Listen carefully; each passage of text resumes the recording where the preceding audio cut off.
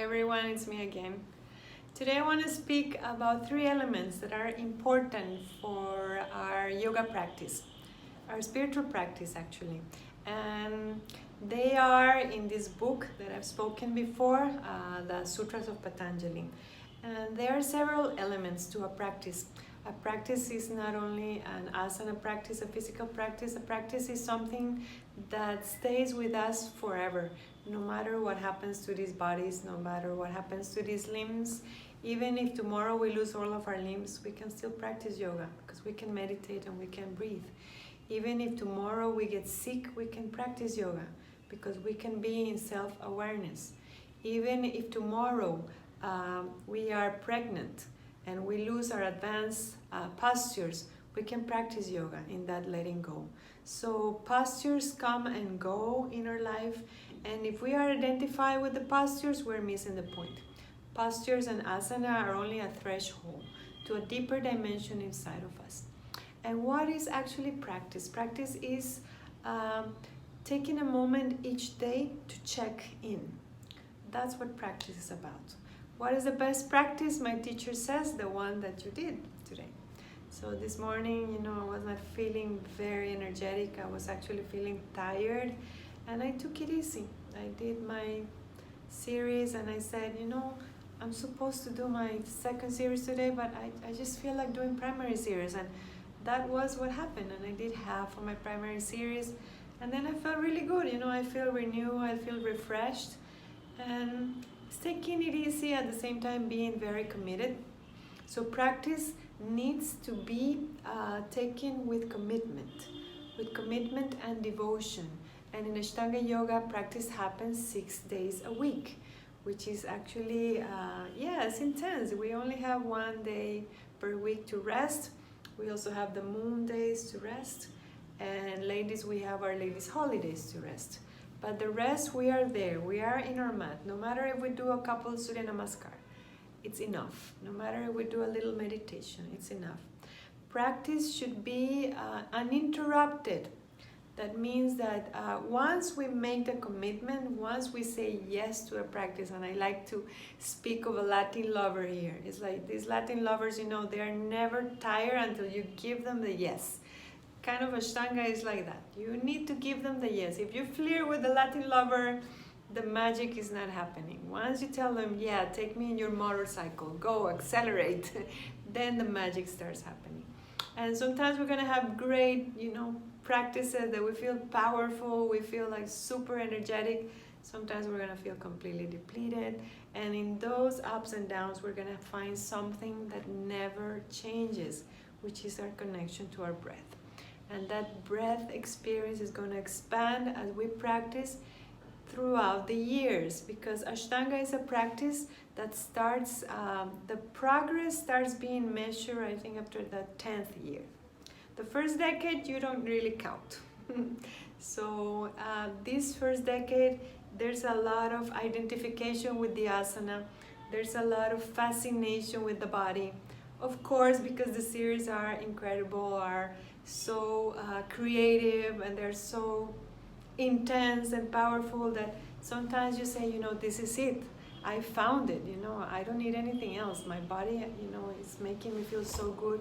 I want to go deeper and deeper into this asana. And the asana is only the thresholds to something deeper, to something that is more steady inside of us. This threshold of going into yourself without expectations every morning. For this, we need the guidance and we need the protection, spiritual level of a teacher. So if the teacher is there, the intention to pursue practice is going to be a little easier. Of course, we're going to have these moments in crisis in life where, we cannot really reach our mats, but maybe we can reach one breath. Maybe we can speak to a friend. Maybe we can read a spiritual book. And that's also practice. Maybe we can try to be gentle with others. Maybe we can try to be a good person. I think that's the greatest yoga. Try to be a good person. We all know what's good and what is not, right? And practice uninterrupted for a long period of time with devotion. And this is, for me, the secret ingredient. because we can actually, when we start a yoga practice, we can start identifying with our own bliss and become devoted to ourselves, and that is going to start like, you know, increasing our false personality more and more, and we're going to be going exactly in the opposite direction. We need to have someone to check on us. We need to have someone to point to where we need to grow, because that's what yoga practice is about. It's about self knowledge. It's about self-study. If we think that we are perfect and that everything is fine always with us, we're not going to grow. The practice slowly starts taking us into a place when we feel we don't know anything, where we are in awe of the mysterious and the bliss of this life, where we're actually so grateful to have been able to tap into the knowledge of yoga and maybe to find a teacher. So this devotion to the knowledge, to the teachings, this devotion to our own teacher, this devotion to the river or Parampara, of this lineage of teacher and student that has been going for so many years in India and that now is coming to us, that is practice. Practice is also the art of being non-attached to what happens. Because if we are attached to a posture, if we are attached to a paper, if we are attached to a name, fame, or even a way of how to portray who we are as yogis or yoginis, we're missing the point. Yoga is a self-realization, it's also a self-commitment. It's being so committed to your spiritual endeavor that everything else comes after. And yeah, that is going to make us go into hard choices for sure, because life is going to say, okay, you really, really want this? Okay, come on, I will check with you. And once we are there in that moment that we need to make a choice about yoga, we can understand that everything is yoga.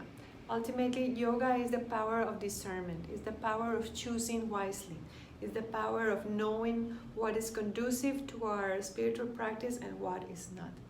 And sometimes our own attachments make us stay longer than necessary in places that are not conducive for us. We stay in relationships, we stay in settlements that are not good for us, we stay even in families that are sick and toxic. And yoga is going to give us the strength and the power to break down our attachments first, and to understand that anyone and anything out there is only a mirror of who we are inside. So the practice taken with devotion for a long period of time and uninterrupted. Uninterrupted means that no matter the ups and downs, we keep opening ourselves to the gifts of this practice in any circumstances, when we are sad, when we're happy, when we are energetic, when we are tired, when we're depressed, when we're joyful. The practice does not depend on our emotional excitement about it. Yeah, sometimes we feel, wow, it's so beautiful. Like now my teacher just announced his tour in Europe, for example, and we are all looking forward to being there with our friends and practicing together, and that's a big incentive for all of us. But also, if there's no tour, we're still opening our mat every day, and we are ready to see ourselves there, because practice is a mirror of who we are and where we are inside. And if we can really see that without any judgment, because yoga is about being who we are beyond the right and the wrong. Yoga is the connection with our deeper spirit, our deeper nucleus, with that diamond that is the same in all of us, that sometimes gets a little like hidden behind a lot of noise, and that we can bring out every morning. And when we are in connection with this diamond, it's amazing. Things come to us, people come to us, opportunities come to us. Like today I got invited to a beautiful place in Spain, like something that happened just because you're watching these videos, and I was not planning to go to this part of Spain in my next tour, but now it's happening. It's just like, wow, it's so miraculous. So my teacher says, practice and all is coming. Everything that's for you in this lifetime will come to you. Everything that has been in your heart for a long time will come to you. And anything that is blocking those dreams, anything that is in between you and what you really deserve, will fall away on itself. It's incredible. It's amazing. It's almost a miracle. Anyone that is interfering in your spiritual practice will disappear. It will just like a big tsunami will come and wash them over. And then you will be ready to really understand what the essential in your life is. I call it simple living, high thinking. Your life will become very simple, very in gratitude for the essential. Your life will be a series of good choices towards good people, towards your teacher, towards your community, towards seva, which is actually service. You would be in this state of like you will become like a magnet of good things in life. And no matter how dark it gets sometimes, I tell you, open your rug. Maybe sometimes you just open it and just watch it and then you close it, and that's enough. Sometimes, it just takes just one breath and saying, my God, this is too much, what is happening, I don't know, but I trust you. Sometimes maybe you go to the ocean, sometimes maybe you cook a nice meal. But if you do it in connection and in devotion to your deepest yearnings, to your deeper longing, that's already practice. Practice is not a physical feat. Practice is not a performance. There's so much now in social media about portraying yoga as this acrobatic. No, we are not Cirque du Soleil. We are yogis. We are in this deep search for our nature, deep commitment to our spiritual realization. And the body sometimes can get in the way, even though the body can be a great instrument to go deeper. So using this body with awareness, using the asana practice with consciousness, we need a teacher. We need a teacher to point us how and when and where. When the ambition comes and we want more postures and we want the authorization and we want the, slow down, go in. Know that everything is already there. Maybe there's noise, but you can go deeper.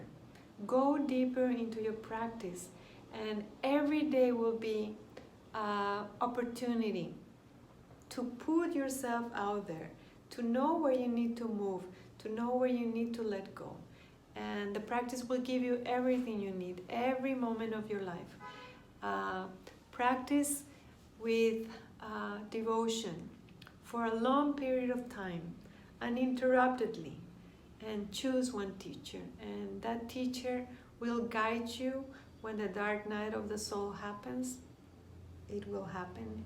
If you're really committed to your practice, you need to go into your shadow. You need to understand many of the things that are there somehow like pulling you back. All that is going to come out with your practice. Practice is the greatest blessing, and we are so blessed. Something good we did in our past lives because this practice came to us and our teachers came to us and our friends and our community as well. Thank you so much. Namaste.